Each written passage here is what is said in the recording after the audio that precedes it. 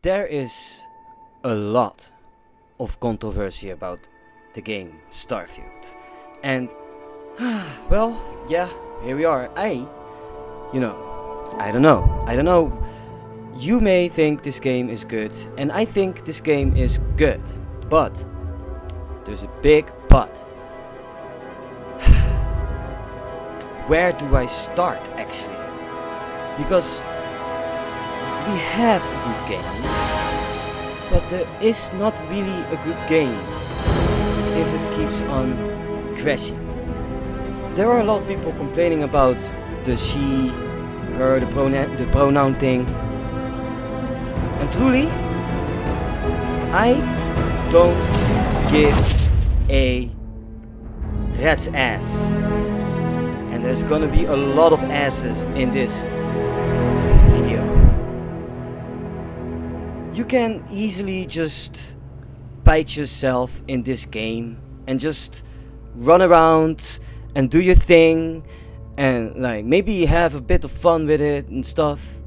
And maybe all those people who do actually praise the game think that this game is so good, and I'm not even going to go argue against them because that's their personal experience. But do they also ignore the very fact that you deal with crashes? And this is what made me wanna make a review about this game. Because something in me says that Bethesda has been duping us again. And it's not the first time that Bethesda is doing certain things that we think by ourselves, why in the world would somebody do that? I have no idea why somebody would do that. It boggles everybody's mind that they would do that. And it's not the only developers team that does these things. We know about EA, we know about Activision. They all have their weird ass, there it is again, shenanigans. And it's a disappointment, none the least to say. I don't want to trash this game. But you don't give me any choice but to let me I just have to trash the game. Because it's, I'm trying to love the game, but if it crashes, and I have been playing the game, and it's like not really a Starfield game. It's not really that. It's not a Starfield game. It's far from that even. No Man's Sky like, or even Elite Dangerous. There is no Starfield in this. If you would cut it out, you would be perfectly fine with what you got. Because it's boring.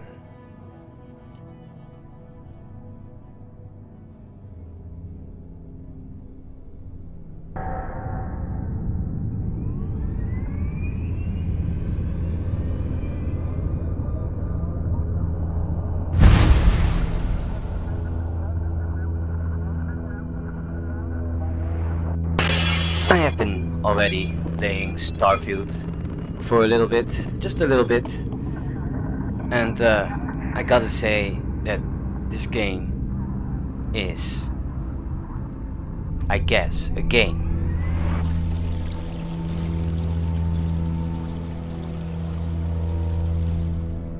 Man, this game really is a, it really is a game, isn't it? So, what do you actually expect from a game? Shit, man. I'm gonna now test out a little bit of things. Look at this. Look at this. No way! I am not going to help you murder these people. Oh, so it has reaction. So your opponent has reaction. You see that? All right. Let's reload. Okay. So, but for the same part, if you aim at people don't respond. You can just aim at people. It doesn't matter. Why doesn't it matter? Like, why is this world not responsive? And if we're talking about this game, why is this exactly the team? After that, Obsidian has been making Outer World. This is going to be your team. Write this. You know, this is water. Okay, okay. That's cool. You better quit that. Before you hit something you'll regret. Right, well, that guy is like, she's annoying. You know. Okay, so would you think that there's splash? Like if you would put a grenade in the water, that it would have splash, you know? Because that's the whole question too, whether it has splash or not. So It's amazing to think that this tree predates New Atlantis. Can my you imagine actual all the entire changes like it's problem seen? with this game is that it's technically not really sound.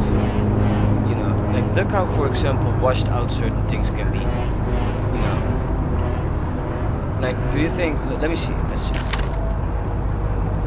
Just gonna go close up to it. All right, look at this. You see that? There's a lot of edge. You see that? I've seen it better. Well, it looks like okay, I guess, better than last time. But the thing is that why is it crashing? And when I was trying to optimize this game, Down with the FC! shut up.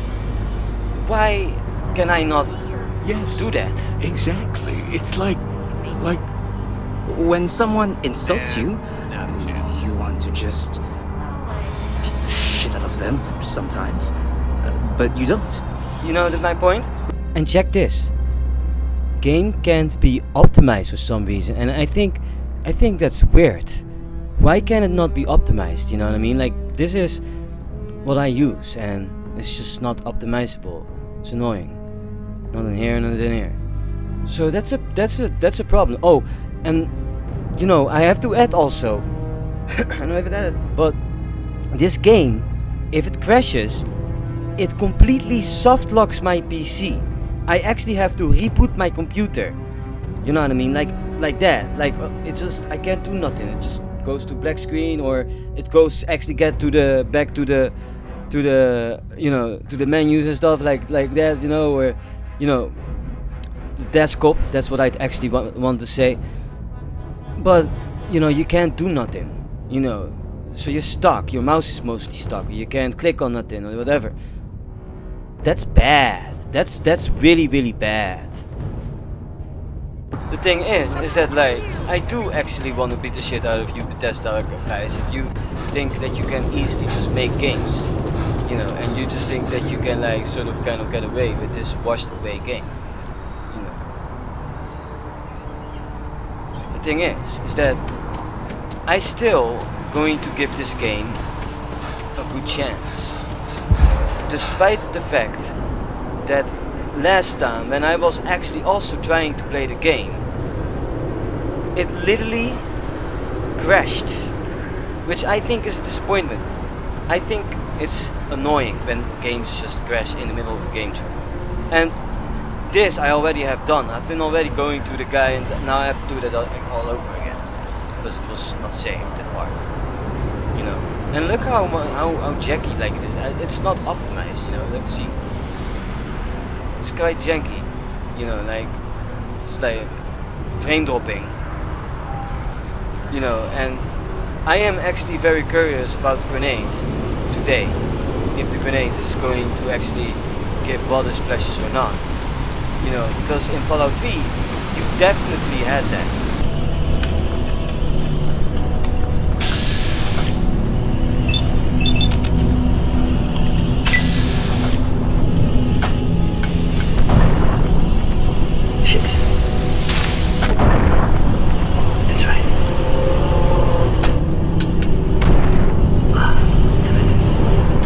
Definitely had that, so I don't get why this game doesn't have it.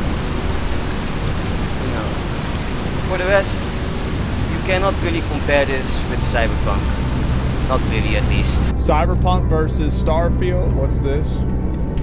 Starfield is pure trash. Is that what it's called? Oh shit.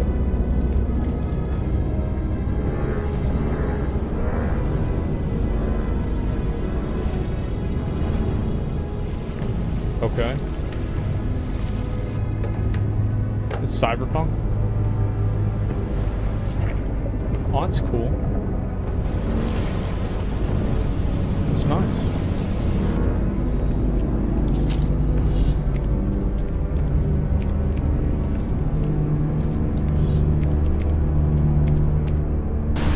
Because Cyberpunk is a whole different game, but I get it. The idea of these buildings reminds you of Cyberpunk, but it's not Cyberpunk, you know. And you know, like, okay, so this is now equal with Cyberpunk, right there, this, and this too, that's shooting, so that's now equal, you know. But for the rest, I still have to test out the grenades in this game, you know, and there is absolutely no way that people are not threatened while I just aim at them. You know, I literally aim at them at the moment. Why aren't they threatened? You know, I wish there was some kind of like reaction, you know, from people in the area, you know, what they do. I mean, oh, and also, that like, I know that wasn't the case in Fallout 4 or any other games. You know, people generally actually didn't really react on you. But the thing is that here's the difference. This is a clean city. People generally are used to unarmed people. Look at this person is unarmed. This is a citizen. See that? She doesn't have any weapons. And why would she? She is completely safe. Why in the hell am I able to walk with weapons? Where's my permit? So she's supposed to be surprised about me. Look at what she's doing. She's supposed to be surprised about like me actually, you know, having that weapon on me. Like, oh, why you got weapons? What is going on? But that's not happening. For some reason, that's not happening. People are completely okay with this, and this too. You know, like, what are these guys gonna say? Citizen. Sergeant Yumi's looking for reliable people to help the guard. Contact him if you're interested. We'd all appreciate it. I mean, it's not that I'm really necessary, because the thing is that nobody cares. And nobody is actually doing crime in this thing. Nothing is going on. Yeah, they work. They're slaves. They're literally the settlers, you know, that you've seen in Fallout. You know what I mean? You know, like, that's what it is. And they say some lines, yes, but they're not like, they're like normal citizens. Like, if I would run around with a weapon, everybody would say something about that stuff. Unless it's somewhere in like the red states or so, I guess, then it's different, concealed or not, you know.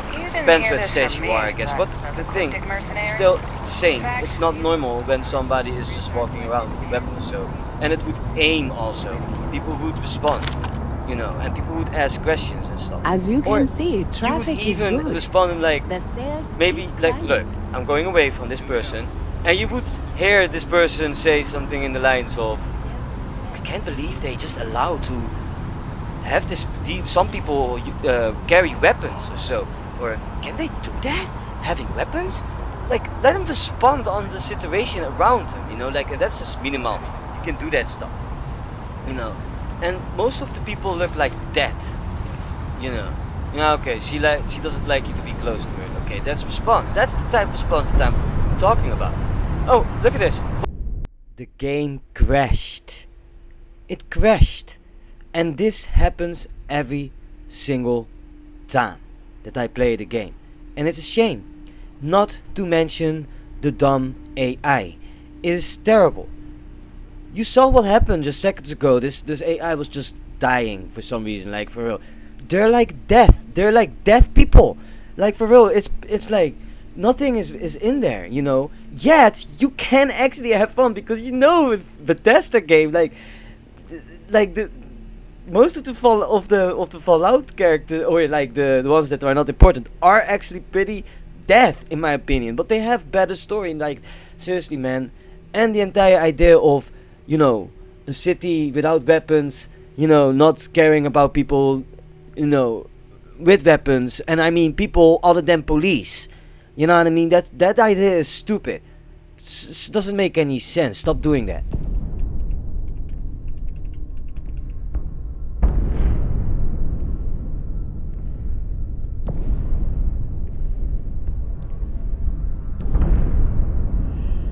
Oh, shit.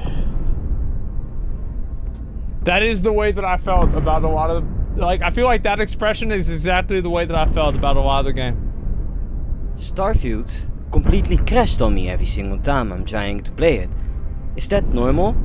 You know, and I know there is probably already a fix out of it, but here's that question. Why in the world am I supposed to fix the game every single time I play the game?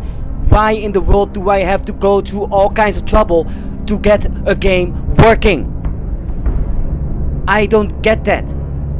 Like, I just want to play a game. I'm a humble gamer, just tending to its games. But I'm not able to play games if games just fail on me. How did it get past the, you know, past the entire control, man? Like, for real, who's controlling these things, man? Who's controlling these things? Who is saying, oh, this game is good now? I guess it's good now, and it's crashing. You know, and it's just buggy. And I wanna go. I wanna forget it, but how can I forget it if you guys keep on screwing up? You know, every single title that you guys make is trash. You know, and then and this is far away from what you guys are praised for. This is not even close towards what you guys have made. They want to fucking compare it with, you know, Cyberpunk or whatever. But what about Fallout 3, huh? Certain things that are in Fallout 3 aren't even in this game. Like certain mechanics, you know, like water splashes or whatnot. But why not? You know, and every single time I see that crash, I cannot believe that they would have already fixed that. This game is way more downgraded, not even more downgraded than Fallout 4, but then Fallout 3. I mean, seriously, Fallout 3 has actually, you know, water splashes and ground splashes as well. If you throw a grenade on the ground, it's literally just exploding, and you see ground coming up. It's perfect. So why does this game not have it? And what you saw, also, you know, that no jump, hit jump, no jump for damage and stuff like that. You know, like, for real, man. Like, the thing is, these minutes before the second crash that I have been playing the game, I have been a little bit able to set up, and then it crashes. Not sure why. You know, and also I don't understand why it cannot be optimized. You know, Bethesda, you gotta fix that, and you gotta. And doesn't matter whether I haven't paid for it or not. I'm gonna be honest with you. I've been waiting for this to come out on the Game Pass, so that I don't have that fucking mistake. You know, to actually buy something that eventually is going to be a dumpster fire. I don't want to pay for dumpster fires. Oh, I play it, but only because it's free. You know, and every single developer is gonna now understand. And Bethesda, you are noticed. Fallout 76, and then you come with Starfield, which, by the way, is just the same team as Outer World, which is made by Obsidian.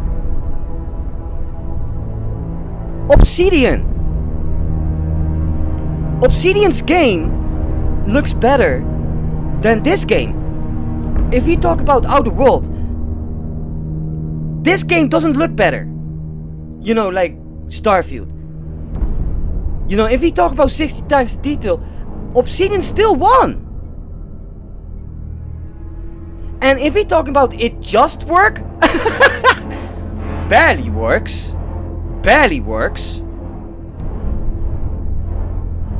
You know, like I am mind boggled already about how many crashes and glitches I can find in Fallout 4. And you know, to be honest, I always had a better experience with Fallout 3. Even though that is like, I mean, you can't even aim down sight. Like, shit. Watch my videos like about Fallout and see like what's going on there, man. Like, it's way better game. But it's still shallow, because the thing is, there's still questions there too. Hey, watch Father Elijah to see these points. You know, like, he got a good point about it. Like, for example, why the Megaton, citizens are not like living in a school nearby in Springfield, for example. Falaka! While we are on the topic of the rear of the school, I'd like to briefly discuss this nearby electrical tower.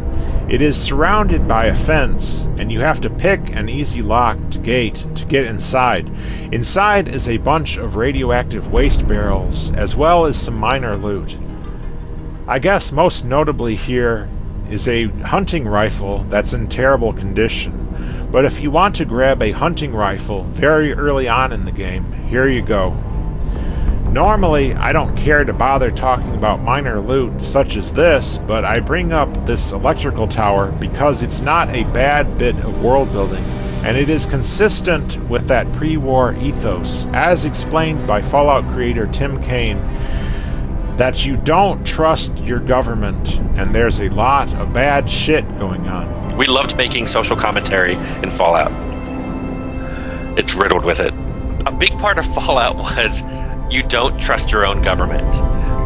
We made it quite clear that the government was lying to you, that there needs to be a check and balance, that the military needs to answer to civilians, because the military in the Fallout world pretty much took over. Corporations were taking over. I mean, you saw that the vault you were living in was built by Vault-Tec, and all the products in there were built by Vault-Tec, or a subsidiary of Vault-Tec. So your Pip-Boy, your Stealth Boy, everything was related to this one overarching, massively invasive company. We even had inside the Fallout manual, we had a page of describing other manuals you could buy from Vault-Tec, which made light of all the horrible things that could happen after nuclear war. And basically this company was making all of its profit off of people's fear of the war, and if a war actually happened, they plan to profit off of that as well. And I think we were just trying to comment that while this is all exaggerated, a lot of this is true in our own society. I don't think anybody doubts that, Halliburton profited off the Iraq War. Now it's profiting off of the BP oil spill. They just, it wouldn't hurt if that game or other games helped raise the consciousness of the players who played them just a little bit and made them look at their own governments and their own society just a little more critically. Dumping radioactive waste barrels next to an elementary school is a perfect example of this. I know I'm mostly negative about Fallout 3 and Bethesda in general, but I'll give them credit on this one. Though they get a lot of things wrong about the franchise, I think this here does fit well with what Tim Kaine envisioned. The only thing detracting from it is, I think, Bethesda may overdo this to the extent that stuff like this is pretty much all that this game is. And when it's overdone, it has a desensitizing effect on the player. But I do think, in this specific case, it is a nice touch. Yes, it is a positive thing that there are all these radioactive waste barrels next to an elementary school. It just works. I've already talked about how stupid it is that the people of Megaton chose to live in a hole instead of here, but aside from the people of Megaton, apparently no one in the entire wasteland chose to settle here during all this time, which makes no sense. It is a far better place to live than Megaton, for sure, and it's also a better place than most locations in the capital wasteland. And yet, it was just abandoned until Boppo led the raiders here. The entry says Boppo had a good idea, and yeah, he did. But why didn't anyone else before him? But despite having this good idea, Boppo apparently met his end when he tried to raid Megaton. If I'm not mistaken, there are some vague references to raiders causing trouble for Megaton, so it's probably referring to Boppo and his attack. Well, if Boppo wanted to conquer Megaton, what he should have done instead of raid the town is place it under siege. we know the town has no internal food supply, so the food it has must come from supply caravans. Cut them off, and the town should starve into submission. Even if Matton's argument that the mole rats behind the town are the food source, they're still outside the walls. Just don't let the people of Megaton get out there to them, and they have no food. And the water Megaton has is radioactive shit water. Walter's water treatment plant is a joke. Not only does it need a constant supply of scrap to remain in operation, which again, placing the town under siege would rob it of, but even with a supply of scrap and keeping that treatment plant running, the treated water is still no cleaner than other sources of water all over the wasteland. And that leads me to another very interesting sentence in this journal entry that I wish I knew of when I covered this in my response to Matton. Quote, "There's sweeter water to be had here." End quote. So, not only is the school a superior place than Megaton for all the reasons I previously mentioned, but apparently so is the water. And this superior water also doesn't require Walter's treatment plant either. It's just already better. And this is something which I had noted in part 3 of my response to Matton, where I showed the rads of the fire hydrants in Springvale, as well as the huge-ass water tower, which is directly in front of players when they immediately exit from Vault 101.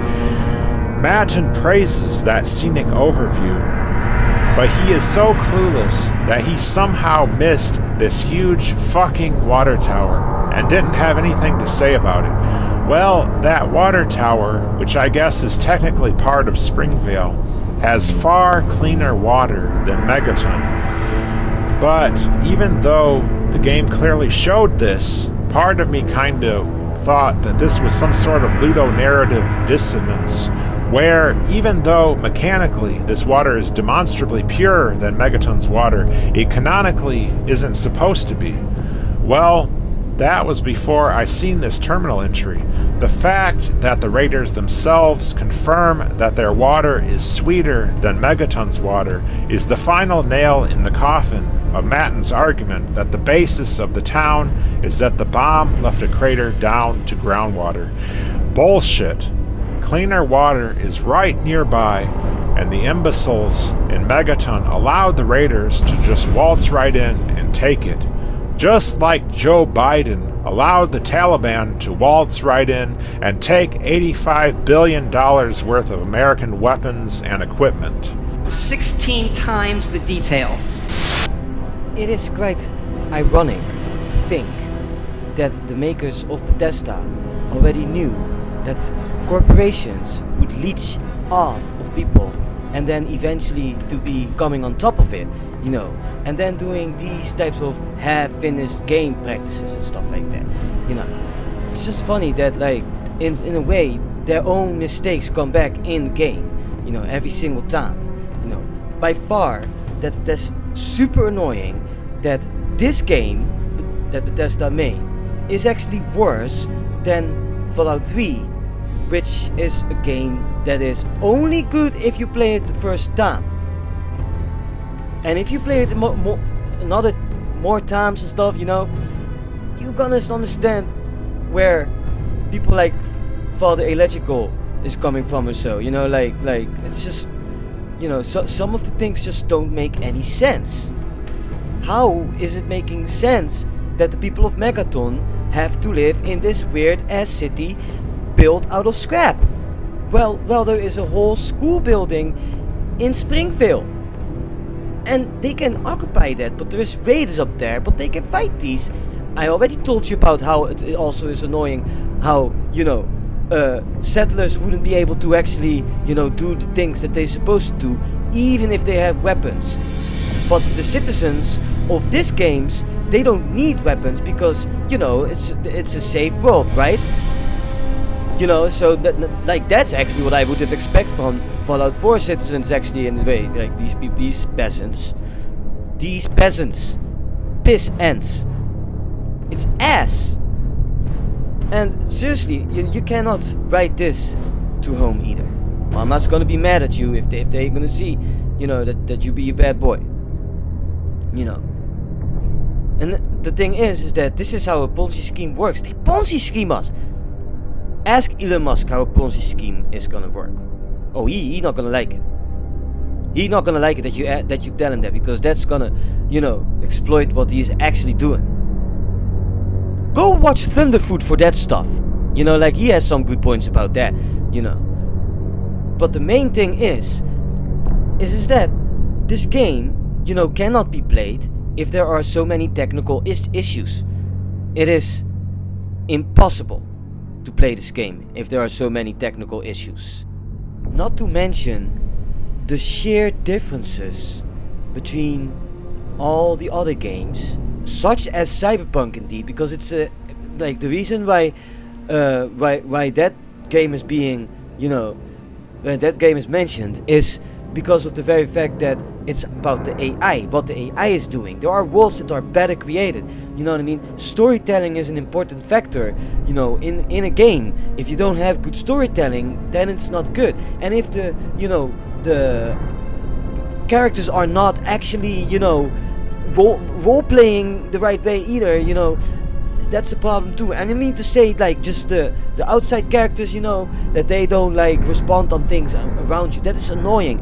These things really break actually the game in a way, like if it comes down on immersion. And I know that Bethesda have been doing it better, actually, to be honest. So there's difference. Look at this clip, for example.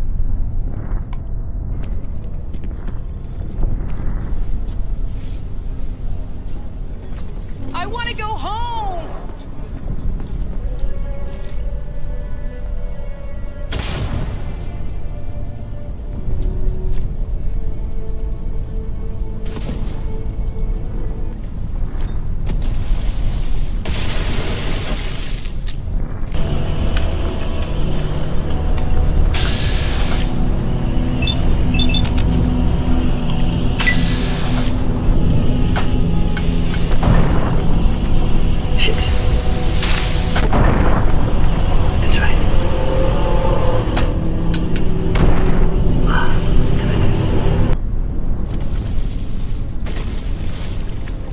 That's cool.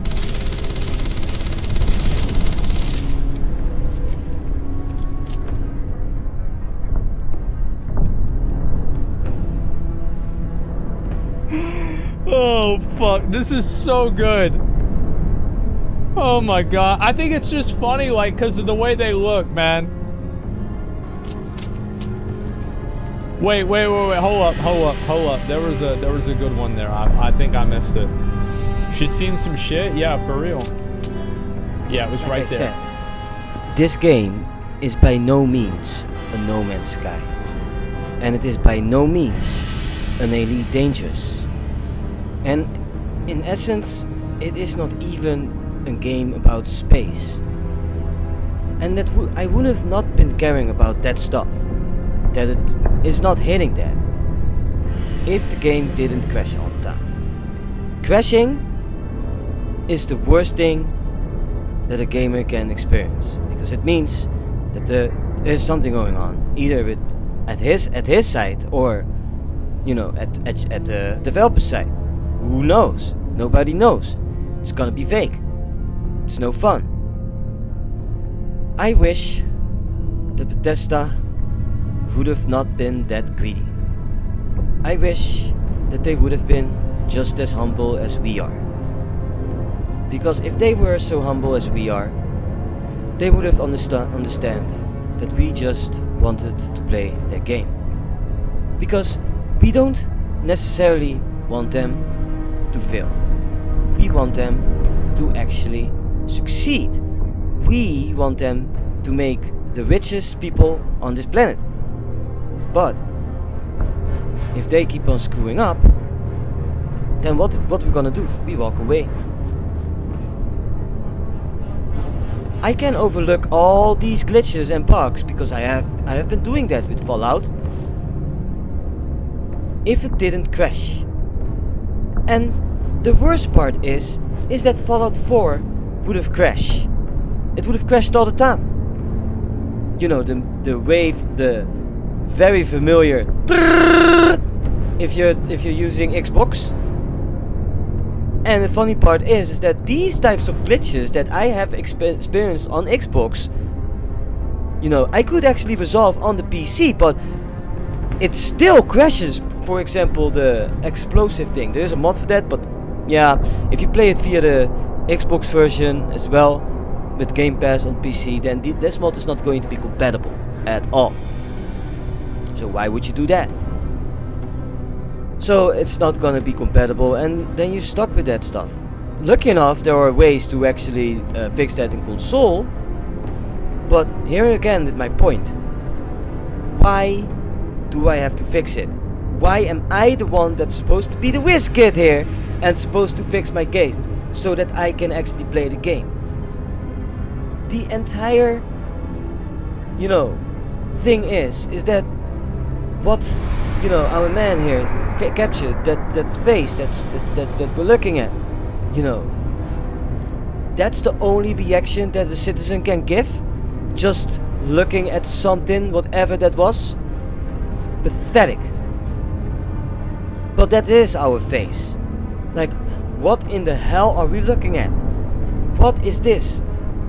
What is this, Private Pal? This part was copyright claimed by Warner Bros. But yeah, the thing is that I want to try to make a point here, you know, what it is really about. Because, you know, like, well, this, like, drill instructor is, like, going along, you know, saying, like, pop that blister and all that other things and stuff like that. He is going to a guy that's pretty much fucked up, and he just represents that, you know, Bethesda thing. And, you know, what I want to say to the people that, like, copyright claim it, I do not claim this thing. I'm only using it to, you know, like, make a point, and, you know, I'm using it in a fair way. And I think it's quite annoying, you know, that you guys are actually trying to, you know, copyright claim it, but whatever, you know. So I'm just gonna talk over it. Maybe it's not gonna get copyright claim because of it, which is a shame, because the thing is that, like, it is kind of funny.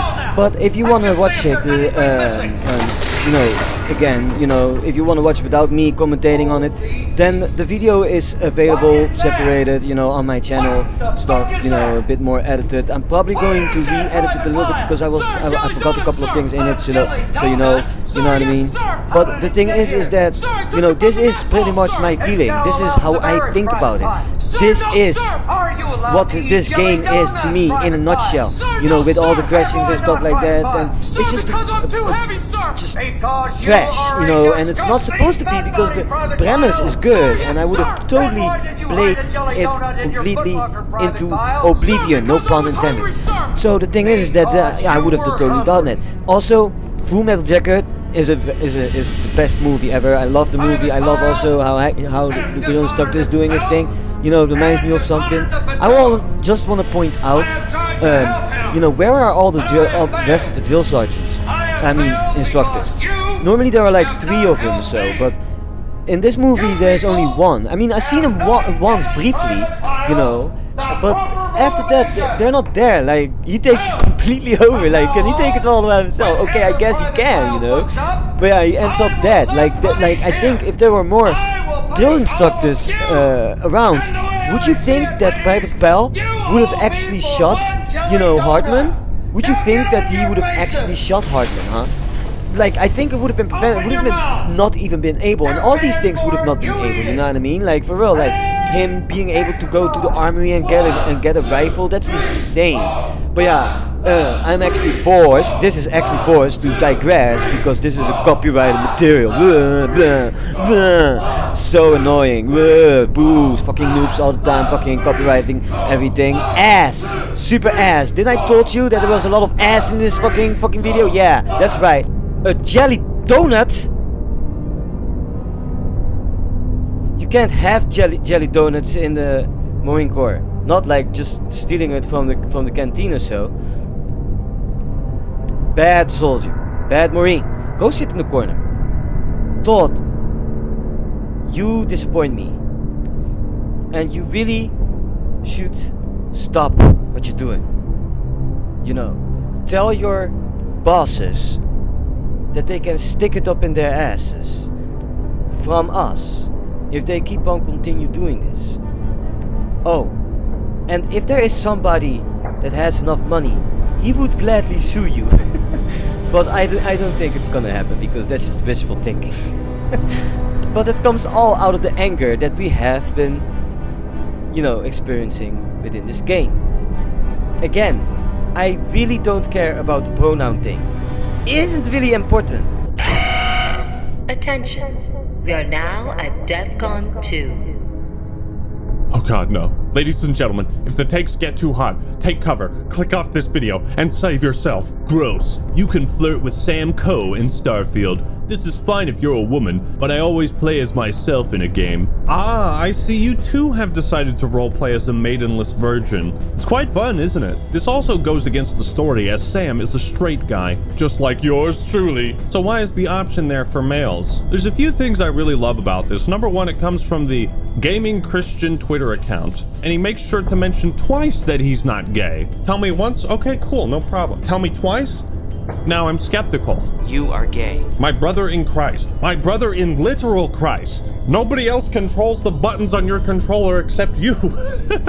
Can the hate boner for Starfield get any more erect at this point? I mean, it's kind of ridiculous. PlayStation fanboy makes 1,000 accounts to review bomb Starfield on Metacritic. Attention. We are now at DEFCON 1. Security lockdown active. Fetch me their souls! Oh no.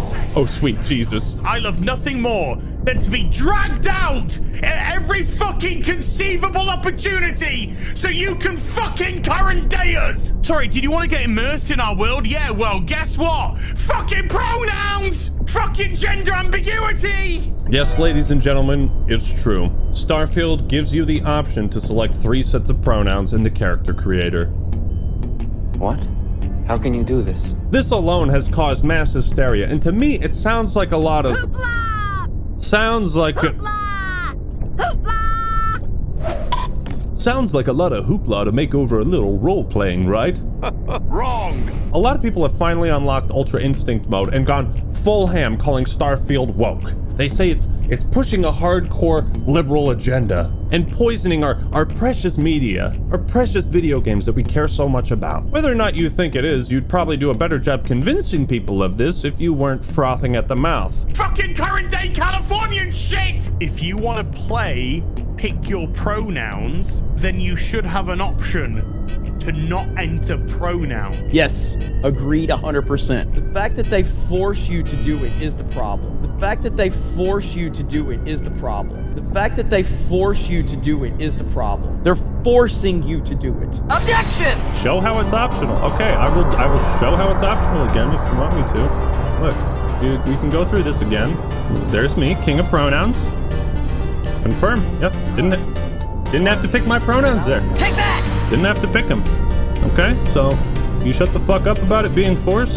Can you, just admit that you're wrong about that? They're forcing you to do it. Liar!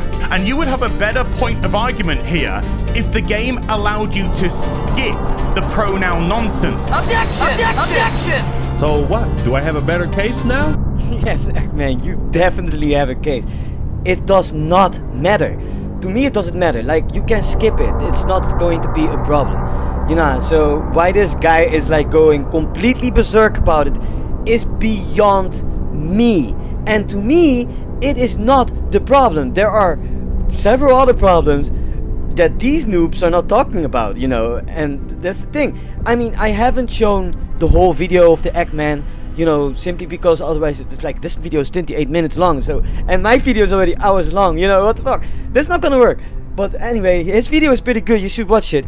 He takes these hot takes and stuff of all these people that have these weird assumptions and weird ass takes on the game and stuff. And fine, it's your opinion, but that's not what I'm dealing with. I'm dealing with the very fact that I have to all the time fix my games.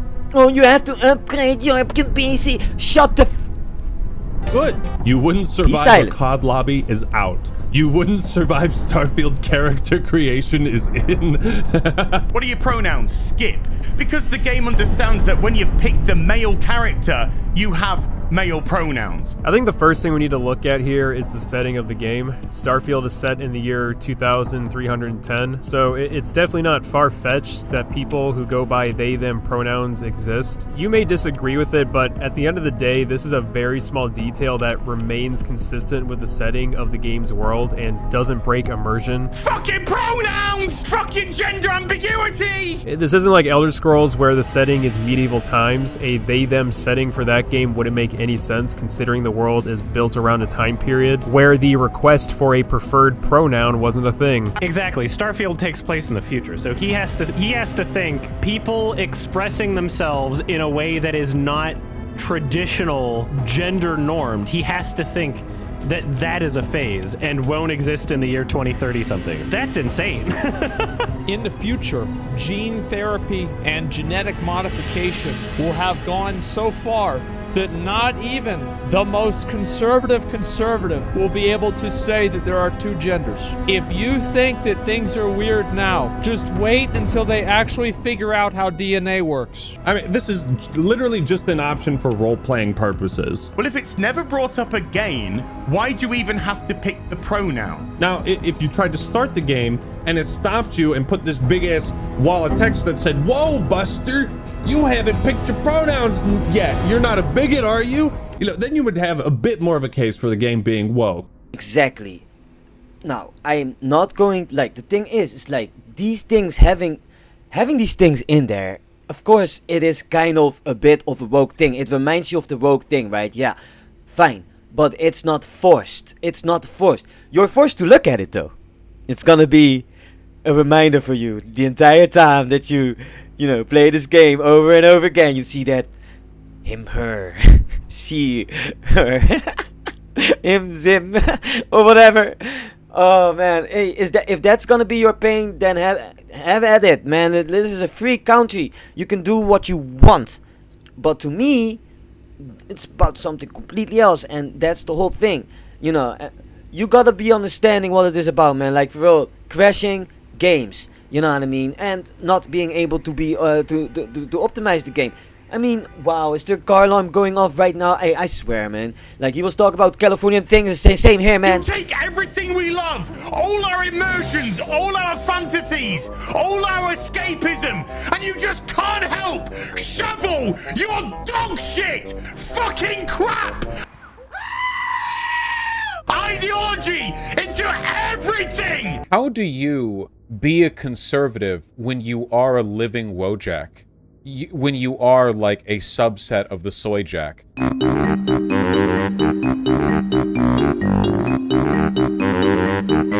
We're playing game. We're just having a grand old time. Meanwhile, people on the right are literally creating new soy jacks live, getting angry at this over pronouns. I think Bethesda's agenda only goes so far as to creating more role-playing and customization options. Because games aren't just a form of escapism for people who look like you.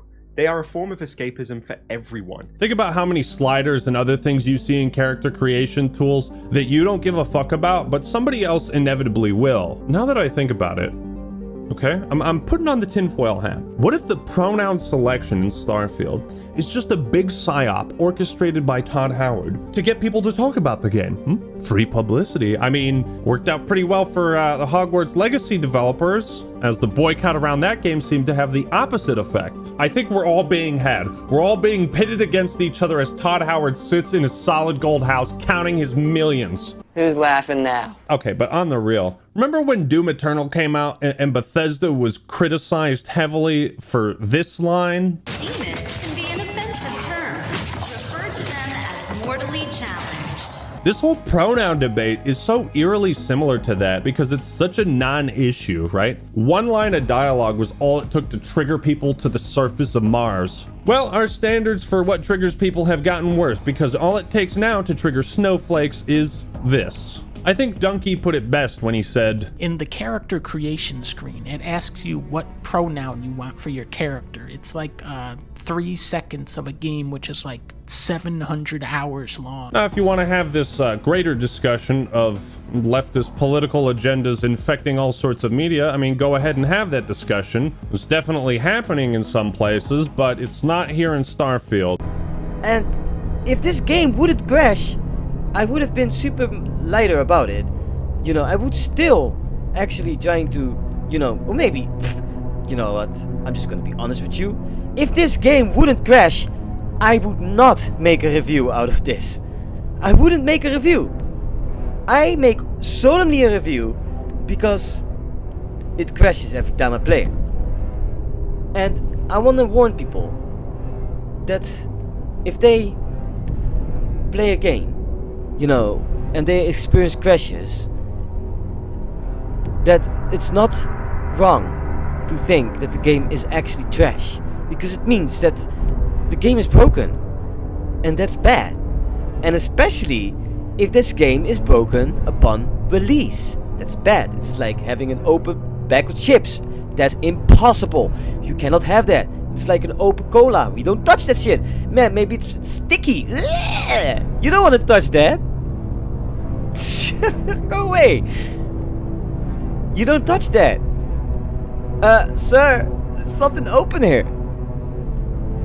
I don't know about you guys, but the only reason why Bethesda and EA and all these people are getting rich is because of the consumers. Not that, you know, the thing is like, this goes both ways, you know. I told you in the other game with Battlefield 2042, it's not my best review, but you don't understand, man. I don't really want to review games at all, actually, to be honest. I just want to make cinematics.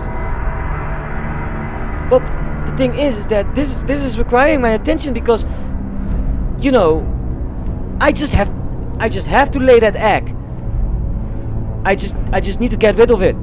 It's already sticking my arse for a long time. I'm just done with it. Like, the thing is that I'd rather play No Man's Sky, because at least you can land, and I don't really care that you have cutscenes in it, but it is not better than No Man's Sky, which is a way broader perspective on what you know, a space game can look like. It's actually better Starfield, you know, despite of the interesting colors. And I think that's amazing that Bethesda, you know, doesn't get it. You know, like that they think that they can just keep on doing that, just making half-assed games. You know, it's a shame. I want these game developer teams to succeed by any means. And like I said, I haven't paid a penny for this game for a reason. What, you gonna trash on me because I didn't pay a penny for it? Bro, you're dumb. You paid like too much money for something that would have been not working the proper way. So don't trash me, man. You would have been the guy that would say that I couldn't say nothing because I didn't vote. Bruh, you're the one voting. You're the one that brought that weirdo in. Not me. I didn't vote. So I complain about why you voted that in. I complain about why you bought this. You know, why you give these people money. With this money they could have probably made better games. You know, like, seriously, like, the fact that the game engine isn't even changed, it's like the same, it's like 20 years old. Bethesda, come on. You know, and I think even this, I guess I just need a stronger computer then. Or better settings, what? I don't know. But it doesn't look that great. I can't even optimize it. That's weird. If you want to know my specs, it's right there in the video that I made about the Saboteur. Interesting. Huh? Because that's what games nowadays feel. They feel like sabotage to me. There's a lot of sabotage in these games. Things just not working out properly. Just slipped my mind. You know. It's a bit of a shame. So, my experience with this game is like, I give it like a 3 out of 10. You know, simply because of the crashings every time I play it, and the bad things that you know, occur in the game, like glitches and whatnot. And the worst part, that the game is pretty much always being shown with cinematics that are super beautiful. Super beautiful. You know, and then you're getting the game itself and it's like, whap. You know, like, Favaka! Why? You need to be more alert for that stuff. You know, like, how do they market their games as well? These people really want your money. They want your money. They don't care. They don't care. Look, the only thing that I then can do is warn you for the very fact that don't expect too much. Like, this game, like, they were so secretive about it. They, look at that. In the corner, in the menu, you can, like, the main menu, you can even see that they're super happy, you know, that you play this game and stuff. And then you're getting this whap moment. Favaka! You know, so that's why you need to think, man. Like, you like, don't buy something that is fucking shit. Tearings and stuff, you know, in the screen. You saw it happening. You know, no effects on water or whatever. No effects on the citizens and stuff. Minimal effect, at least. Very minimal. Not lively at all. Just generally, just really, just empty. You know. If ever, these are the people that's supposed to run around like idiots if you use a weapon on them. Not the people in Fallout. These people are used to that shit. Or they must live in such a closed environment that is not the case. But I just figured that, like, in the wasteland, people are getting used to stuff, right? Like, the thing is, the problem is shallow writing too. You know, and I'm not even, like, really judging on that. I don't really, you know, like, if I can play the game, kinda, yeah, I would be bored out. But Father Elijah is already talking about the shallow writing and the things that are out of place. And, you know, it's important to have stories actually make sense. You know? And it's, like, annoying when stories don't make sense. You know? And people have been making videos about Bethesda and how they do things. It's amazing. You know. The thing is that, like, since that Fallout 2 came, people have been already trashing. The Fallout 1 is actually the crown of the Fallout genre. You know. I don't even want to talk about Fallout 76. Bloody game. Get the hell out of it. Get the hell out of it with that game now. Seriously. But that game is not even worth talking about. To me. So, I don't know. If you want to play this game, that's fine. And I'm not gonna worry about it. It's just what it is, man. It is a game. I knew I saw something. Bro, what's she looking at? What the fuck is she looking at, man? That's a... What the fuck? That's weird. Like, what the hell? Yeah, my eyes are up here.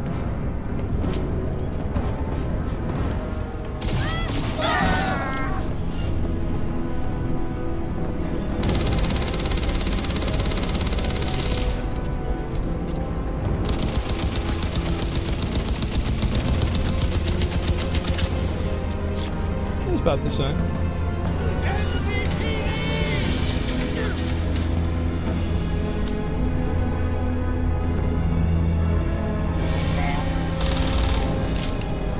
Oh yeah. Oh wow. Well, that's crazy you can do that in Cyberpunk. Online games are hard, they can have some nasty issues. I read on the internet that our games have had a few bugs. I did. I read it on the internet, so it's true. And that sometimes it doesn't just work. Todd Howard is getting a lot of criticism for this take. Let's roll the clip. I asked our audience, what would you ask Todd? Big question from many. Why did you not optimize this game for PC? We did. It's running great. It is a next-gen PC game. We really do push the technology, so you may need to upgrade your PC for this game, but it's got a lot of great stuff going on in it, and the fans are responding awesome. Immediate response at the top is this dude talking about how Starfield causes his computer to just restart when the game crashes. Someone else linking to a Reddit post saying Starfield's shutting down PC. Comments in that Reddit thread talk about other people with similar issues, saying that they basically need to wait for a patch, it seems. Back on Twitter, someone responds to the Todd clip saying they have a 4090 at garbage FPS, adding that the PC version is hardly optimized, but someone else questions what their CPU is, to which they respond, and it becomes a whole conversation about that dude bottlenecking his computer, so make of that one what you will. In the quote retweets, we got people memeing, this one for example with 4,300 plus likes, saying, why does your game run terribly? It doesn't. Quit being poor and upgrade your PC. This one with over 25,000 likes, basically memeing around the same thing. And a bit more of a discussion here. Response saying this might be the most embarrassing thing I've seen in a long time. And that's an audience question. Getting a response that says the game is not optimized at all. My 4090 can't even reach 60 FPS in so many zones and crashes every time with DLSS FG mod. The question is fine. I would ask that too. I don't believe Todd Howard, and nobody should, because is a constant in BGS not optimizing their games.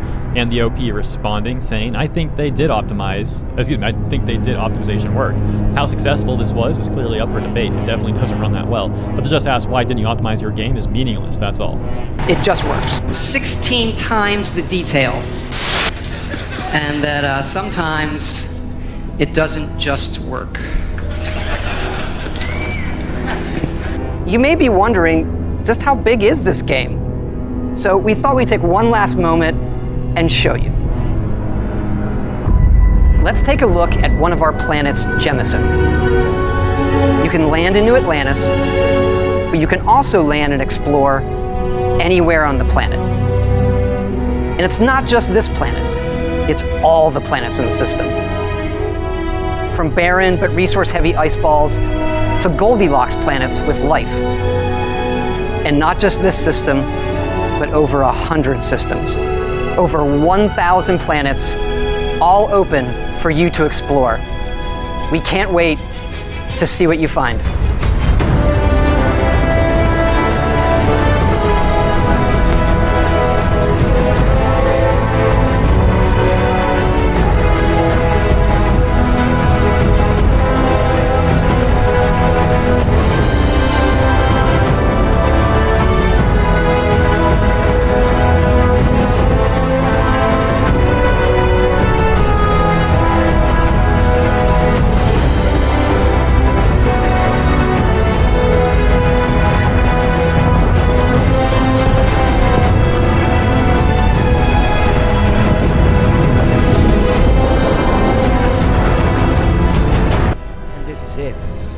This is actually pretty much why the game sucks.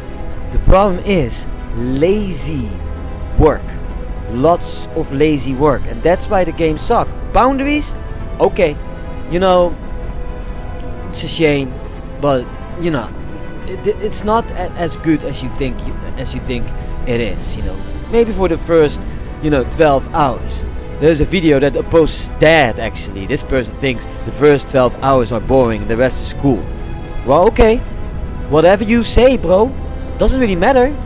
You know, it's just a game.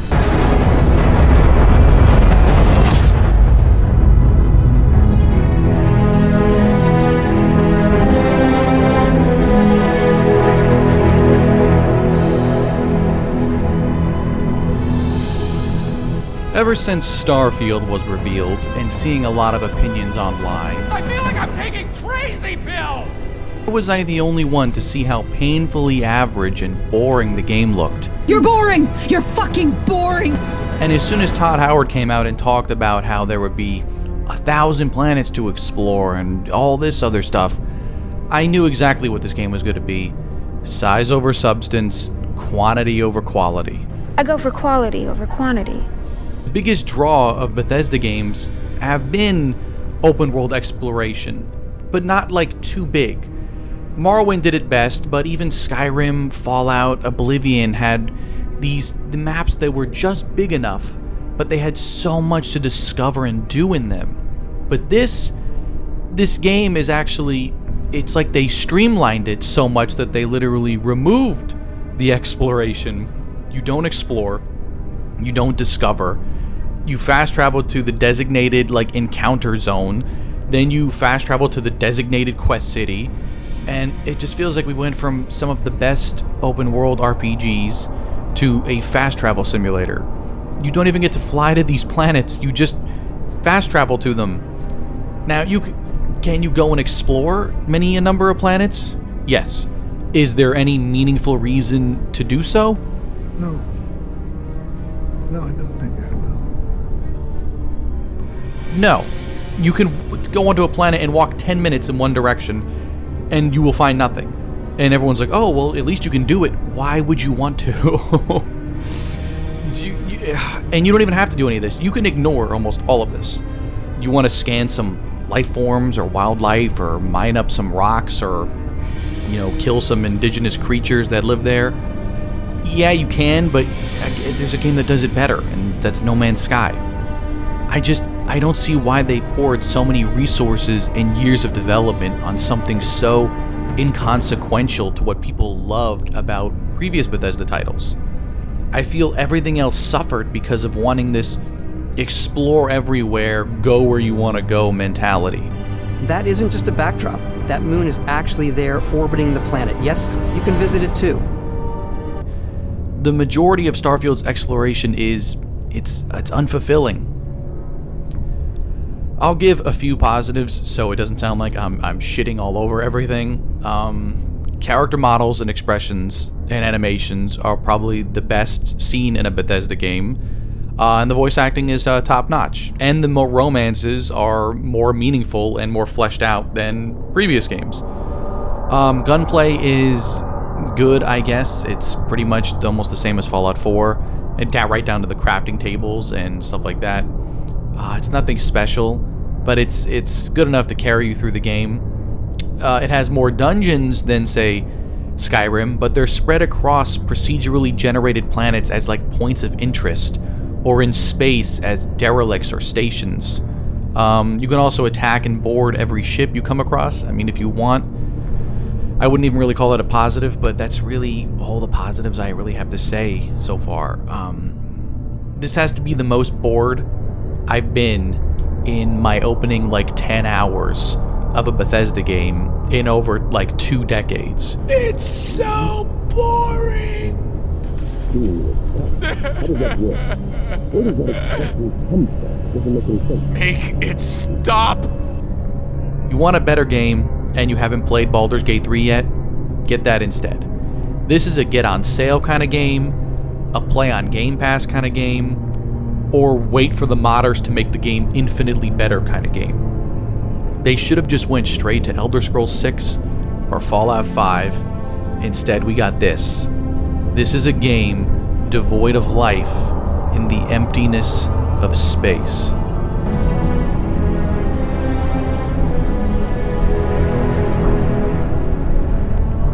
The worst part is maybe even that the music in itself is actually top-notch. I actually love the music in it. It is good. It's pretty good. But the problem here with this is why is it always that the music then is good? The same with other games such as Battlefield 5. A lot of problems, but the music is at least good. Oh, sure, the music is at least good. But what about the game itself, man? Too many things, and that Ponzi scheme thing. This is a problem to me. This is even the most and biggest, actually the biggest problem that I have with the game. The fact that it is completely a Ponzi scheme. Because they promise you every time a better, a newer, a game, but you're not gonna get it. And like I said before, this game is not No Man's Sky. At least No Man's Sky, you can land.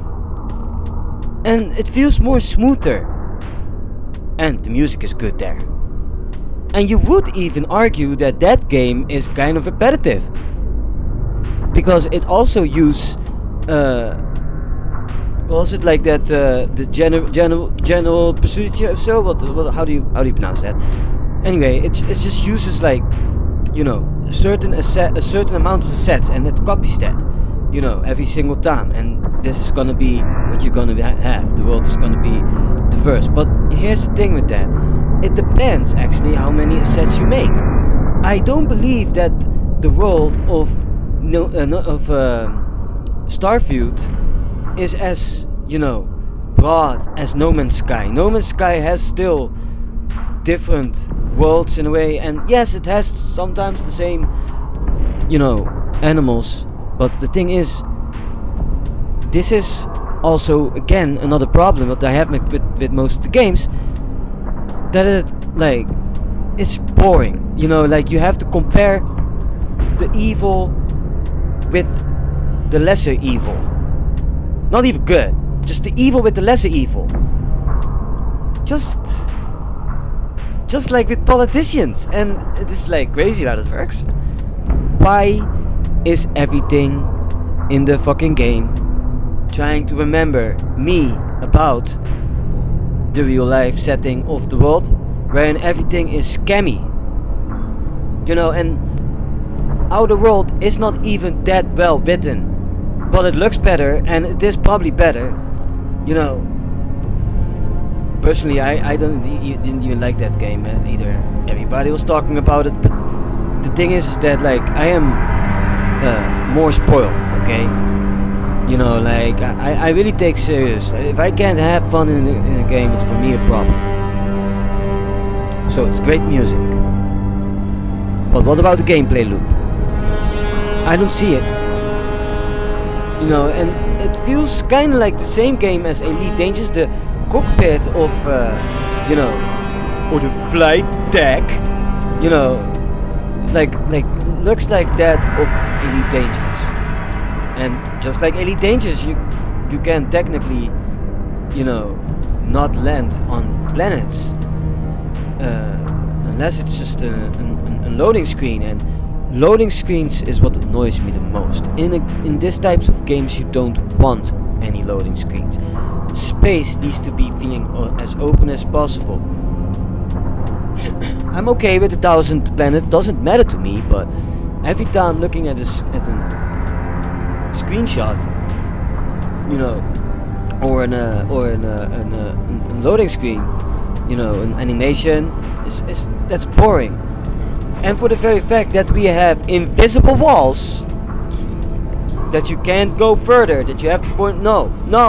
Bethesda they thought how it said that it would have been a full exploration.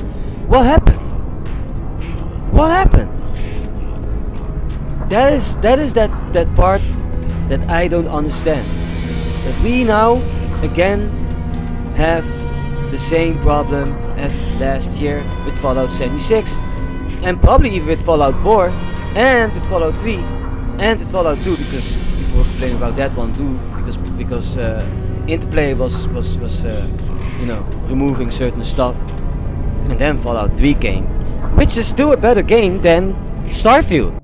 A lot of people were mad that the traits were taken out, for example, out of Fallout 2, and that's the whole reason. Like.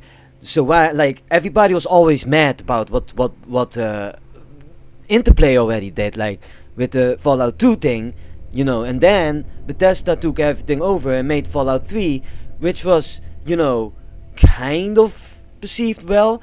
But yeah, no, eventually, like people started to understand what it really was about and started to make these type of videos, you know. But Fallout 1 was the best perceived one, and Fallout 2 was the lesser perceived one, you know, of the original Fallout games. You know what I mean? And there's a pattern in making the wrong decisions as a developer. And by the way, Interplay, right away after that, you know, like was done for. They don't exist no more. And that's the scary part, because you got now the evil of the lesser evil of the even lesser evil of the, well, you know, maybe, kind of like okay. But this is what it is now. Oh, and it's willfully what? One of them is like blissfully ignorant to actually, talk about how the world is going to shit, and then, actually be part of the world going to shit. This is what it is about, man. So yeah, shit, man, just play it. Hello guys and gals, me Mutahar. You might as well consider this an intervention because woohoo! Todd Howard's here to pitch a game. And I might be like, whoa, what's up with the title? Never trust Todd Howard. There's two game developers, two game designers, two game industry individuals that I never ever trust. One of them is Todd Howard and one of them is Peter Molyneux. Now, of course, Todd Howard's a bit better than Peter Molyneux. Like, Peter Molyneux is the, hey guys, remember Fable and the Acorn? Remember that? No. Todd's a little bit better. Todd will tell you that certain games have 16 times the details, and he'll always shill Fallout 76. But time is new for Bethesda. Bethesda's not had the best sort of reputation, if you will. They've had an engine as outdated as the time itself, and frankly, now it's time to get a fresh start. They've got a brand new IP. Now, the Xbox showcase just happened, and I don't really care much about the Xbox showcase, just because it had a Hideo Kojima thing, and I'm interested to see how that one plays out. But what I was really looking for was Starfield, which is sort of the new single-player IP from Bethesda. Now, of course, never ever trust Todd Howard. I want to jump right into it, rip the band-aid off. Let's look at some Starfield gameplay, okay? Let's get in! You're spending the time, and we know you've waited a long time to finally see Starfield. It's easily our most ambitious game ever. Like our previous games, he says this about every goddamn game that ever comes out. You never take that at face value. To be fair, I can't crap on Todd Howard too hard. Literally every game designer says, this is the most ambitious title we have ever made. Let's go forward and see some actual gameplay. Because we've only ever seen, logos for this game. Let's see what Starfield actually looks like. Now here they've got the game's graphics engine. Now this is running on Creation Engine 2, and I've seen people say the graphics kinda suck. Look, I don't know what's wrong with you. I think this looks absolutely fine. It's giving me Star Citizen vibes, except this is actually closer to completion than Star Citizen single player, so actually it looks pretty damn cool. Now the gameplay loop I've been seeing floating around on the internet is people comparing this to No Man's Sky, simply because of its open nature and flying around on numerous planets, and you'll see with the mining and the investigation gameplay. But here there's been some frame rate issues, and you're going to be noticing the actual framiness on the clouds, wild. But I'm going to chalk it up to the fact that this is an alpha build of the game, so obviously the game is or a beta build, so the game is obviously going to have some performance issues. I don't believe it's optimized for the Xbox systems or PC at the moment. And then here's where people have been comparing the No Man's Sky, the scanner tool, they've been surveying all the items over here. Now initially, looking at the HUD over here, you can see they've got your health indication, 10 frag grenades. Obviously it's a Bethesda game. You can stick these things up your ass, for crying out loud. They don't care as long as you're not over encumbered. You've got firearms, and they've also got an oxygen gauge and a CO2 gauge, and Crete as well. So they've got a day-night cycle, and it gives you an idea of where the planet is just looking at that. So obviously they've even got wildlife, which I think visually and I think the locations they've got look pretty cool. Now obviously you can see the Fallout Elder Scrolls DNA, but yeah, they've got general enemies and whatnot. You can actually see where the similarities to Fallout 4 come in just the terms of gameplay. Oh hell yeah, there's some mining! Here's where people compared it to No Man's Sky. There's some resource hunting, obviously. I think this is gonna be a big focal point of the game, so if you're somebody that loves crafting and building shacks, you're gonna be bricked up for this game, no problem. Space P90, baby! Okay, alright. I always like it when games have, conventional style weaponry, it's not all fucking laser rifles. I appreciate that, but here it is, they're rushing in. The combat gameplay looks very similar to, again, Fallout 76, Fallout 4. Nothing is deviated in that regard. And to that extent, the gameplay wasn't bad in those games either. Now here's where it gets really wild. Look at how many shots it takes to end them. Bro, you emptied an entire mag, half a mag into these people, and they're barely dying. Here it is. We've got like more shots going in. I don't know why we're not ADSing. Every time you see like somebody doing an E3 presentation, it's always like just it's like people who don't play video games play the E3 presentation. They've got lockpicking. We've seen this in Fallout, Elder Scroll games. Nothing really necessarily new, but yes, there is dungeons and outposts and loot to constantly find and weapons to unlock, and this is one of the various legendary weapons, it seems. And of course, more enemies, and holy crap, the combat looks fucking boring. Okay, so, alright, that's like the very beginning of the game, okay? Obviously, one of the mission logs literally said one small step. That's like an intro mission style deal. So obviously, you saw a little bit of the combat, you saw a little bit of the mining, so obviously you can see what Starfield's kind of going for, okay? Sure, Ordinary Gamer, I know exactly where this game is going. And it actually intrigues me, you know, like the fact that you can loot all these things and do these things. That's what interests me. I always loved, you know, to walk around in these worlds and stuff and just find what you can find, you know. That's why I play Bethesda games, to be honest, you know, because it's you can actually loot and explore. But that's you can explore the world, but the thing is that, you know, but that's it. There is more needed. Like, I hoped actually, indeed, that, you know, it was more like No Man's Sky, you know what I mean, if it comes down on all these mechanics. It would have been more fun. I understand that you're hyped for it, and I am too, actually, but I played it and I get all the time crashes and stuff, and how is that fun for me? And it's stupid that I have to fix it. It's stupid, you know. Oh, I have to update my computer. That is stupid. I don't like that. It just takes away the fun. It's an open world Bethesda RPG game, alright? That's pretty much what it is. If you played Fallout, you played Elder Scrolls, I think you understand the general gameplay loop to be expecting here. Okay, so now let's see some city gameplay. Cool, Upworlds. Alright, so I can already tell you right now, compared to like Star Citizen, I like this realization a lot more. Like, you actually have like societies and civilians walking around. Like, I keep saying Star Citizen, but that game hasn't even been completed. Every other space game has come out and finished itself and updated. So it's kind of cool to see them actually finish this game. I'm sure that there's going to be a few of these cities around, and I'm glad to see that there's like, you know, some thought going on. It's not like lifeless planets you keep going to.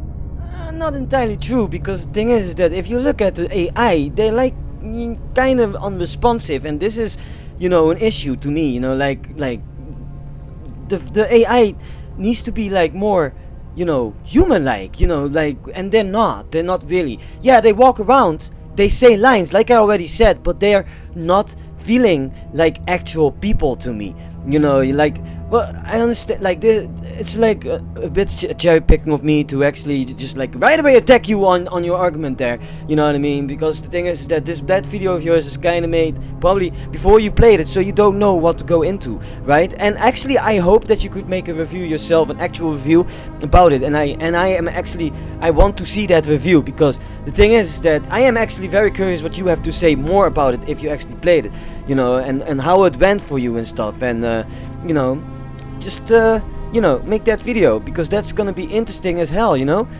Oh, Todd, you're gonna show me the character creation? Let's go, baby.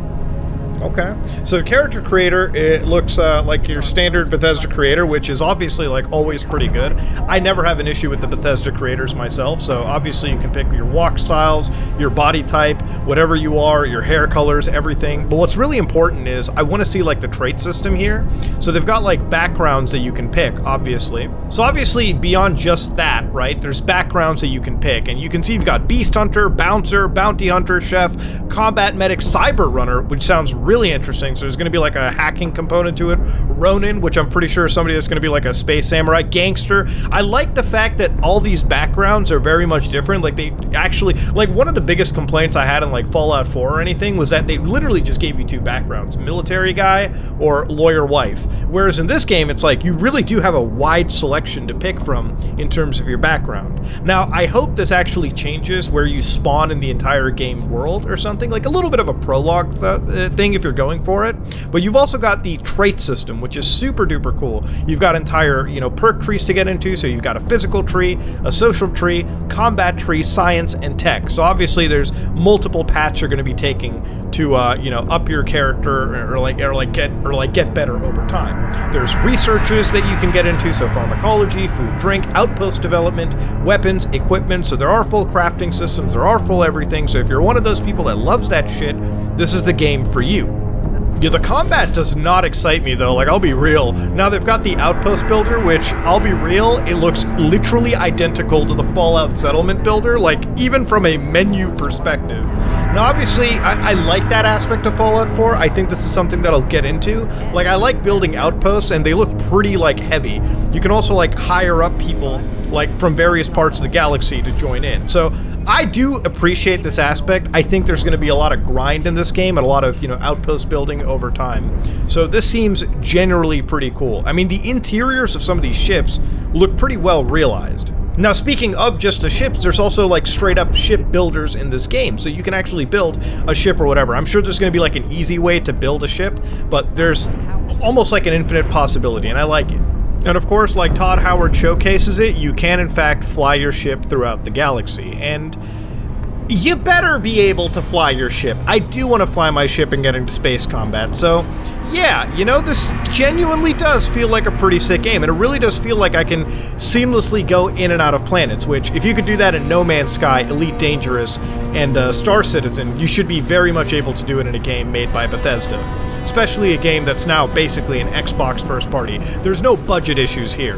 Now, obviously everything sounds pretty cool, but you might wonder, wow, Muda, is the galaxy literally just 3 planets? This is where, it gets into Sweet Little Lies territory. Let's watch this. Also land and explore okay. On the planet. Not just a city, you can land anywhere on this planet.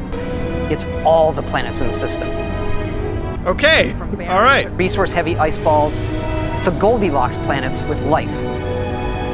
And not just this system, but over 100 systems. Over 1,000 planets, all open for you to explore. We can't wait to see what you find. Alright, let me explain something about the map size situation. Now, this got people a little bit freaked out. Let me start off by saying something, okay? Obviously, I think there's going to be 20, 30 planets that Bethesda makes that are actually handcrafted with actual things worth seeing. When Todd Howard says 1,000-something planets, I want you to understand he probably wants you to land on each and every single one of these planets, and they're just going to be resource dumps, okay? So basically, that's going to be a big portion of the game.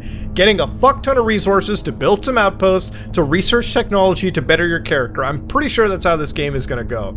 So most of these planets are mostly going to be resource dumps, with a few odd outposts hidden around. To be real, it seems like a very roundabout way of doing the Mass Effect 1 Mako missions, which, might I remind you, were not the most exciting missions in the entire first game, and I'm so glad that they eschewed them in Mass Effect 2 and 3. Now, let me just stop by saying this. All these comparisons to No Man's Sky, I think, are a little bit out there. Obviously, you can have similar games, very similar games, and them both still having a place, alright? You don't have to buy Starfield if you just want No Man's Sky, but the general idea that I'm getting over here is the combat doesn't seem too terribly exciting to me. The crafting and the outpost building seems okay and interesting, because I'm a huge, fan of that kind of stuff anyways. I'm a huge settlement guy, but I don't think that's going to be the one thing carrying me through it. The storyline and the way that Todd Howard describes it are stories, so I actually think there's going to be multiple different side stories for somebody to achieve. There's going to be a main story, obviously, but I think the big benefit of a Bethesda title is never the main story. I never play the main story for any of these games until I've done all the side shit anyways. Then I do the main stuff. So if they're actually focusing on the entire lore and the factions and the if this game allows me to just go in and be a bad pirate, a bad guy the entire way through, just like I could be in the Dark Brotherhood and Elder Scrolls, I am 1000% down for that kind of shit. Now, to be honest, I'm kind of a little bit hyped, but I'm tempering all my expectations, because you can never trust Todd Howard, ever when it comes to this kind of shit, especially with the last games Bethesda has released thus far. See, for me, Starfield seems like a absolutely like spiritual successor to something like Freelancer. If you don't understand or know Freelancer, it's a super old game from back in the Windows 98 days. I think the Windows XP days, if I'm going to be real here. It's an old game where basically you fly around, you buy ships, you explore the galaxies, you do trades, you do hunts, you do space stuff, all right? And this game, the way that I'm seeing it, feels like a single-player variant of Freelancer 2, which the only surviving footage of it looks absolutely amazing. And if Starfield ever reiterates those kind of graphics, especially the Nebula tech from back in those days, I think I can absolutely consider this to be one of the best Bethesda games that are coming out. I would absolutely be down to play it. Now, honestly, this game to me feels like a very nice single-player version of what Star Citizen should have been and should have released with. So, being a fan of space games, I can definitely see myself getting into this, but given what we've just seen, I think this is going to take some more time to ferment. It does feel like a much more crunchier version of No Man's Sky, if that makes any sense. Something much more realistic in terms of, keeping itself grounded, keeping itself very much into like the traditional sci-fi style of space exploration. I am kind of down to play Starfield. Now, of course, I'm going into this with completely bated breath. Listen, the last few single-player games that I've gotten myself hyped for, admittedly, games like Cyberpunk 2077, games even like Fallout 76, which I was totally on board to play, have absolutely never tickled my pickle. And, to be real with you, keeping my expectations so low, so tempered, is the only way to go in this case. The biggest Xbox reveal, Starfield, is something that I'm piqued. I have my interest there for, but like everything Todd Howard does, I keep it with complete bated breath. And to be real with you, this game could either be one of the best games that Bethesda ever craps out, one of the best, I'm not joking on that one, or this video is going to be downloaded by a Crowdcat, and you all know where that's going to be leading.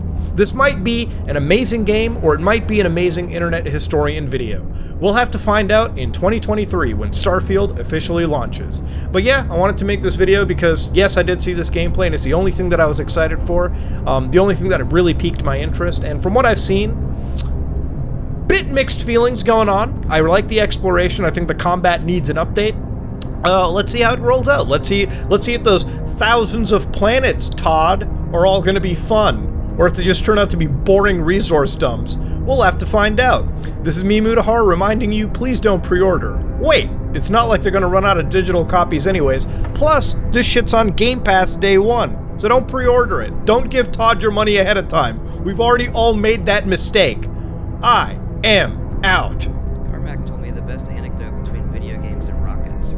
He said rocket AI is actually, for him, quite easy. You just thrust left, thrust right. Gaming AI is so much harder. The difference is, when the game crashes, he presses reboot, and when the rocket crashes, it's a giant mess spread over several miles.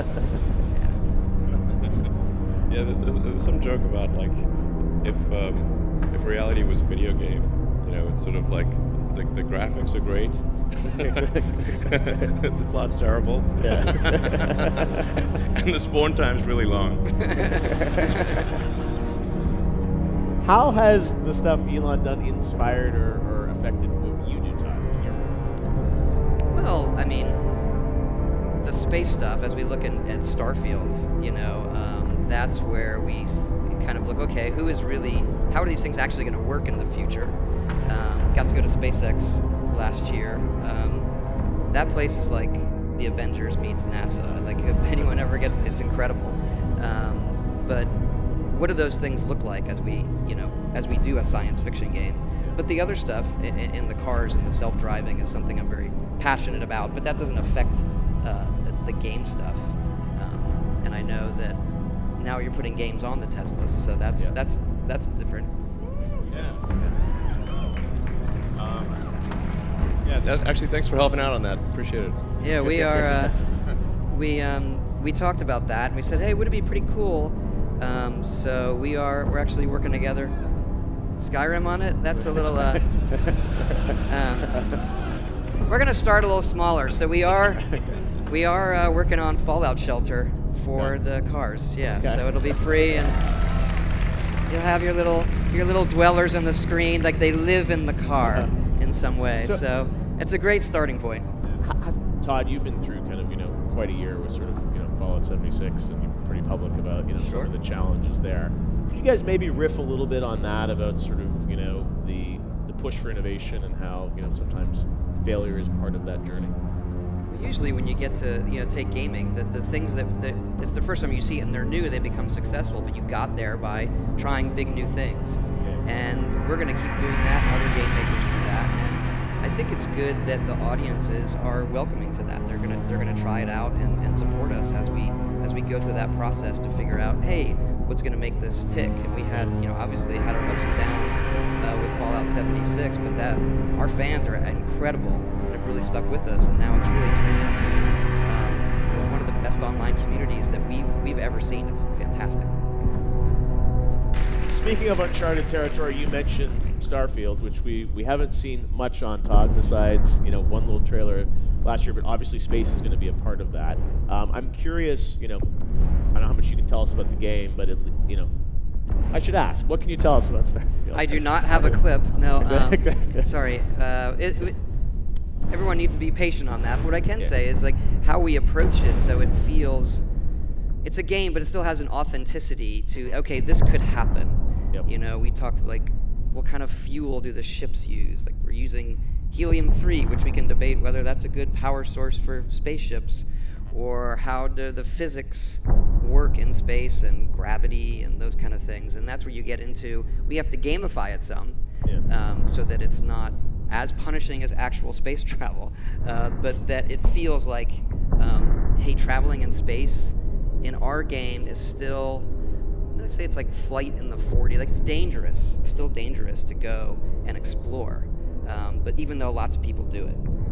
The stuff that Elon is doing with SpaceX, are you looking at that when you're building Starfield? I mean, I don't know how far in the future it's set or sort of how that's looked, but it's further in the future. But I like that, going back to that risking failure and stuff.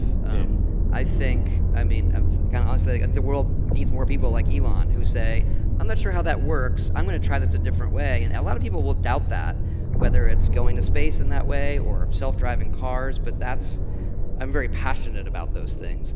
And as it comes to what's happening at SpaceX, it's, what are the limits of the physics of the new engines or things like that, where, talking to Elon, how far could this go in current reality, and then how would we move beyond that in a fictional way? But I was going to say, you think about that, a lot of that stuff started video game wise, image processing and things like that, and AI.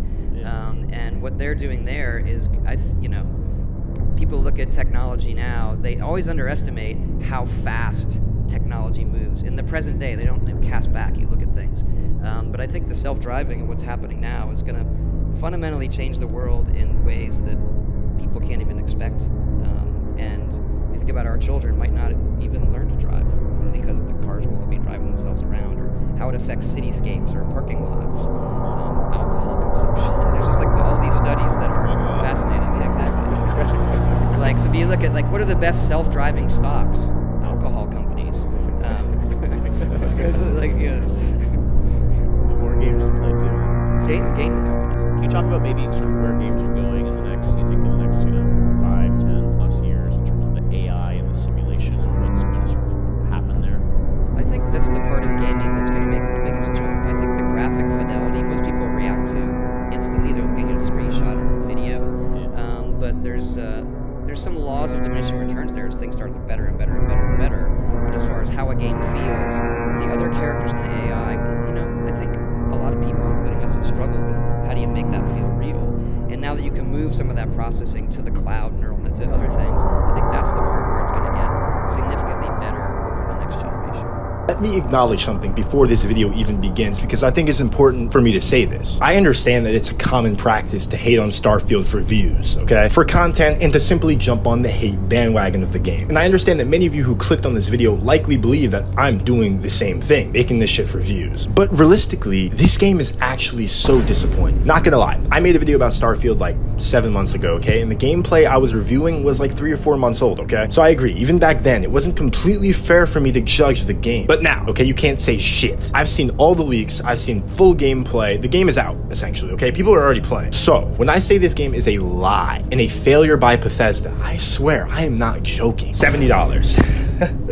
They want $70 for this game. They want $70 for a game that is worse than many games in the same genre. And this game's a shit show, and I promise you by the end of this video, you'll know why. Make sure to leave a like, comment, and subscribe on this video if you guys enjoy and agree with me. And I should see that sub count go up because you should all agree. The combat in this game has looked awful for years. Literally years. Since the first day they showed a bullet being fired at E3, I knew this shit was gonna go downhill. It looks like Fallout New Vegas level combat, but somehow worse because it's in space and the guns have no recoil, so it looks completely botched and unfun. I've seen gameplay of people just mag dumping civilians that have no armor on, no gear on, and they're taking all the shots like they're the fucking Incredible Hulk. I hate that type of combat system where durability isn't clear. But regardless, this is the game. We've seen the combat. It is out. It is right in front of us. Whether it's in third person or first person combat, it has zero appeal or improvements from other games that Bethesda has made. But so many of you in the comments kept suggesting that Bethesda games never had good combat, so it's not that big of a deal. You guys were telling me I should go back to COD if I want solid combat. What the fuck are you even trying to say with that defense for the game? You're basically defending Bethesda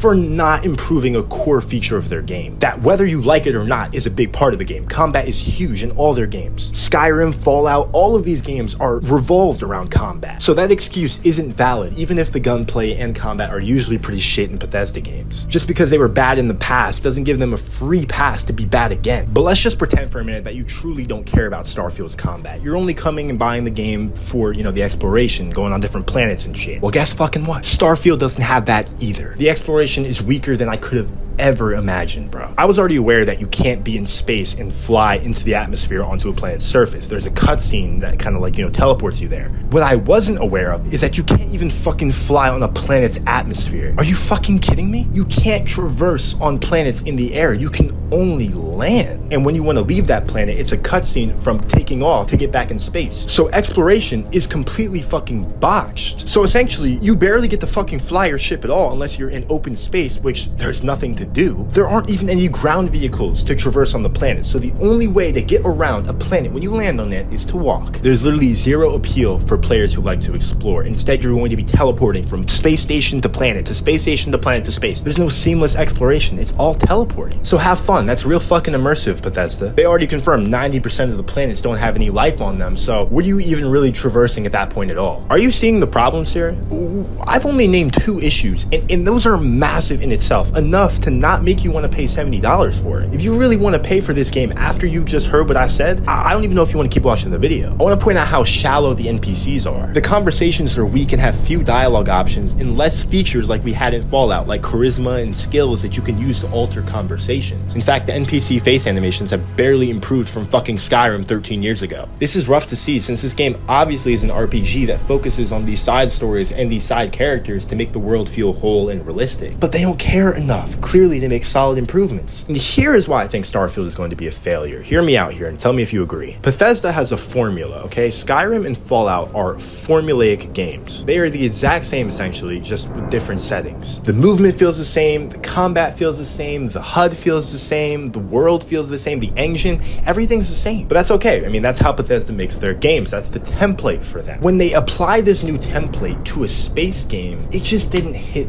the same. One, because we've already seen this template 6 times in a row over the last 15 years, but it's sort of dried out because they didn't innovate on it. We see the same exact shit. The base building, the combat, the movement, the dialogue, nothing is new. There is no innovation here besides it being in space, but that's not enough. Don't just be lazy and reapply the template you already made. Holy fuck. It's laziness. It's not caring. It's development time that could have gone into Elder Scrolls 6, but instead it's into a shitty space game. And because of that, this game will surely be forgotten in 2 months, bro. Bethesda is one of the behemoths in gaming, in my opinion. They're the people that we look forward to their projects because they push the limits of gaming. They have the potential and the resources that indie companies and most gaming companies in the world don't have. They have the ability to make outstanding games. But now it's clear this isn't anything new. This isn't anything we really want, and this isn't impressing me enough at Bethesda's standards. So while the true general public opinion will come out soon once everyone's played it, I think we already know this game's fate, and I think that's all you really need to know. Not to mention the bugs that are going to be in this game, the pre-release issues. It's going to be a mess, bro. God.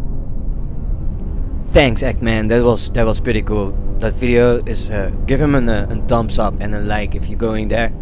And all these other YouTubers, they were actually pretty great. The thing is, what I want to conclude excuse me. Wow, there's something stuck there. So what I hold nobody, I'm not gonna bully you because you like the game and you had a good run with it. Look, for some reason, my, experience was not that good. And if I'm going through the Steam, I am not the only one that have like a lot of problems and stuff with, running this game actually, and the thing is that, the points that the Eggman make in his video, and, also what Mudahar makes, and the other, Daryl, and, what was his name? Dexil? These are very good takes, you know what I mean? I take that in account, and I also see that, and if this game is optimized, I am sure that this games look actually pretty good, you know what I mean? Like, I actually really wanted to play this game, and it's not that I didn't want to play this game at all. That is just like, no man, like for real, like I really was actually looking out for this game, and it is to me actually a disappointed when it didn't work out the way it would have worked out already. So that's a little bit of shame and stuff, and but I just want, like, I don't know, I just want to be able to be to optimize this game for sure. This game should be optimizable, and that it should not be in the hands of the player. It should be already done. Despite the fact that some people think the game is good, which is their right, they can say these things. Sure, you can say that, but that doesn't mean that the game was well developed at all, because there was a lot of bugs and glitches, and just to expect that from a Bethesda, is just unheard of, so that's the thing, that's just what I will say. So don't just play the game and stuff and see for yourself, if this game is going to run smooth. I am sure that I will have 100% fun with it, and because I already had fun with it, I had fun with it. I really had, and I don't expect anything else from Bethesda because I had fun with it. But why I pointed out the Fallout 3 thing is because I'm already for well playing Bethesda games now, and I know what Bethesda can do. So it's for me a disappointment when Bethesda is just rushing their game, and maybe the Eggman doesn't know, but Bethesda did actually better before, and and Eggman, I'm gonna be honest with you, Bethesda, yeah, the games are good only because nobody was actually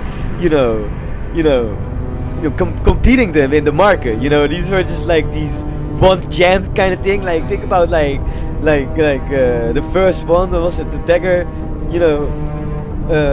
Daggerfall, like that game was renowned, and also Morrowind, renowned games. This is what Bethesda made so good, but it was also one of the only games like that. There was no other game, and games like City Skylines is the same, and but Starfield is not the same. We have seen better games, and I'm gonna be honest with you, No Man's Sky is still, if it comes down on the control, it's already about landing, then it's so much more awesome landing on these things, and I rather actually want a No Man's, like a Starfield, I know, actually I want a No Man's Sky that has kind of the Fallout 4 graphics.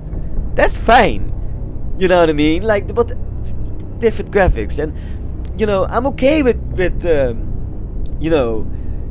just a bit of copycat like in the world and stuff like that, but it should not be that the missions is gonna be the same type. I don't care that certain planets are kind of the same. I don't care that certain animals on a planet are the same. I don't care that certain cities are the same. But what I do care about is mission repetitiveness. That stuff should not be happening. You know, be creative in the missions. Is like, the thing is that put some work in your game, you know, because it's not like Starfield can work. You know, it is just not a game in the space world, you know, and that is fun, and people and it's amazing because, you know, it's in space and that's so cool, and 1,000 world is enough. Trust me, like that's fine. It's not, you know, I'm not trashing the game. I am simply pointing out the problems that it has, and crashing is one of them. Crashing is a real problem, and that's what I want to point out. Yes, it took an hour and 35 minutes to actually explain that stuff. You know, it's crazy.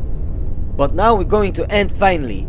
You know, and you know what is up with Starfield and why I actually don't really like it.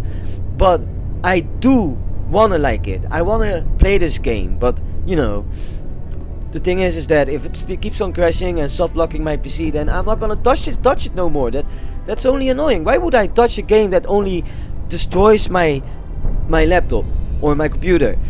I don't want to do the trouble to fix the game. If this is, you know, all the time what it's gonna be, I'm done doing that. I want a game that is running from the start, not like along the line. I'm done with that. I'm not that foolish. So even if it is free, you know, I waited for that stuff, I'm not gonna buy it. You know what I mean? And I'm not gonna play it if it is actually destroying, you know, the ability to play the game. No matter how fun you guys think it is, doesn't matter to me.